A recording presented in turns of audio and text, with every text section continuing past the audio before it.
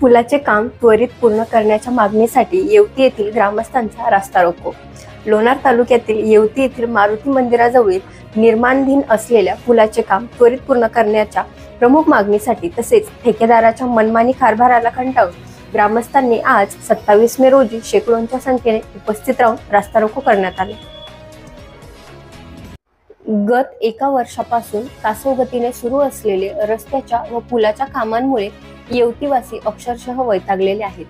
ठेकेदार नळगे व अभियंता वाहक यांच्या कृपेने आजपर्यंत कित्येक दुचाकी व चारचाकींचा येथे अपघात झाला आहे।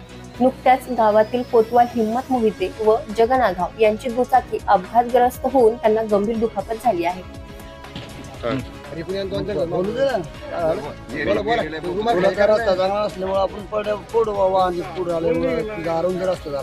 गाडी पडली आम्हाला लागलं पुलाचं काम करण्यात यावं।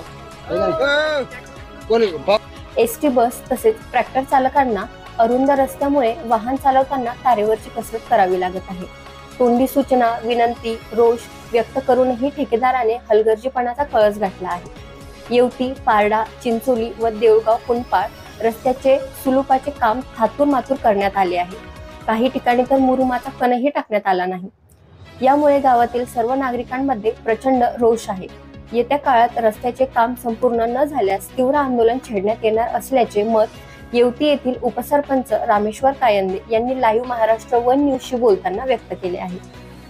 मी रामेश्वर कायंदे, उपसरपंच येवती, या ठिकाणी आपणास असं सूचित करतो की हा जो रोड आहे गेल्या 1.5 वर्षापासून अशाच पद्धतीचा खांदून ठेवलेला आहे आणि पहिले तर या पुलाचं काम वेगळं म्हणजे इंजिनियरनं वाकडं केलेलं होतं, त्याला कसं तरी सरळ केलं आणि त्याच्यानंतरही एक साईड आता पुलाचं या रस्त्याचं काम करून ठेवलेलं आहे आणि दुसरी साईड जवळपास 2 महिन्यापासून खांदून ठेवलेली आहे।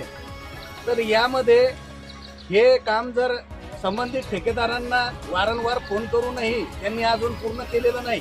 जर हे काम 2 दिवसात सुरुवात झालं नाही तर या कामाच्या बाबतीत याच्यापेक्षा उग्र आंदोलन करण्याची आमची तयारी राहील।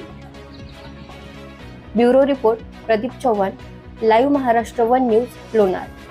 व्हिडिओ आवडल्यास चॅनलला सबस्क्राईब करा आणि असेच नवनवीन व्हिडिओचे नोटिफिकेशन मिळवण्यासाठी बेल आयकॉनचे बटन प्रेस करा। तसेच व्हिडिओला जरूर लाईक करा। धन्यवाद।